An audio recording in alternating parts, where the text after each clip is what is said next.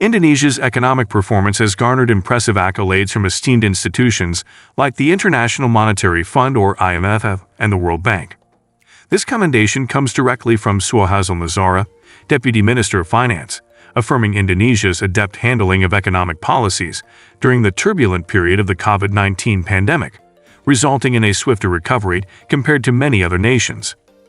In his address during a working meeting of the DPD Rate Committee IV at the Parliament Complex in Jakarta on Tuesday, September 5, 2023, Suharsono shared insights into the formidable challenges faced by the government in safeguarding the country's economy amid the pandemic. He emphasized that the pandemic, while formidable, wasn't the sole peril confronting the nation. The prevailing global uncertainty served as an additional menace that the government had to navigate to fortify Indonesia's economic resilience. Suharsono expounded on the ongoing global uncertainty, even as the pandemic's grip was beginning to wane.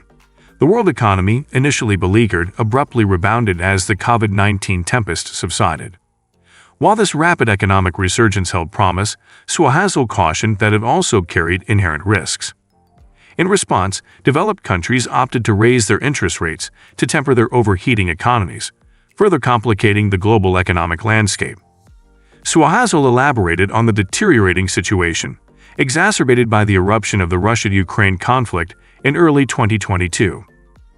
We were also caught off guard by the Russia-Ukraine conflict, which precipitated surging inflation rates and heightened monetary tightening, he stated.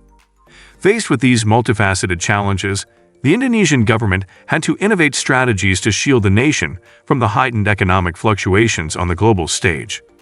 Consequently, Suharsono revealed that the government opted for a counter-cyclical policy, a deliberate measure to weather these economic shocks.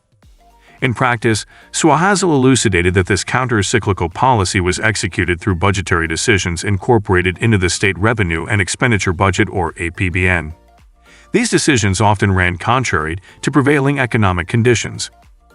He provided an example of this policy's application during the early stages of the pandemic in 2020. At a time when the economy was reeling from the pandemic's impact, the APBN was meticulously crafted to accommodate a substantial deficit, reaching up to 6.1% of the GDP. This expanded deficit limit was duly authorized through the enactment of Law No. 2 of 2020, which specifically pertained to the state financial policy and financial system stability, explicitly addressing the handling of the coronavirus disease 2019 COVID-19 pandemic.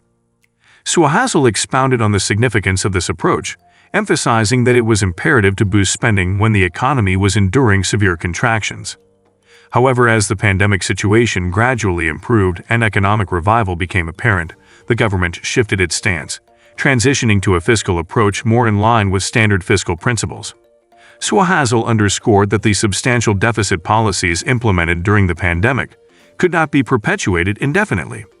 Thus, commencing from 2022, the government initiated measures to curtail the deficit within the APBN. This comprehensive series of policies bore fruit, effectively alleviating the economic distress afflicting Indonesia.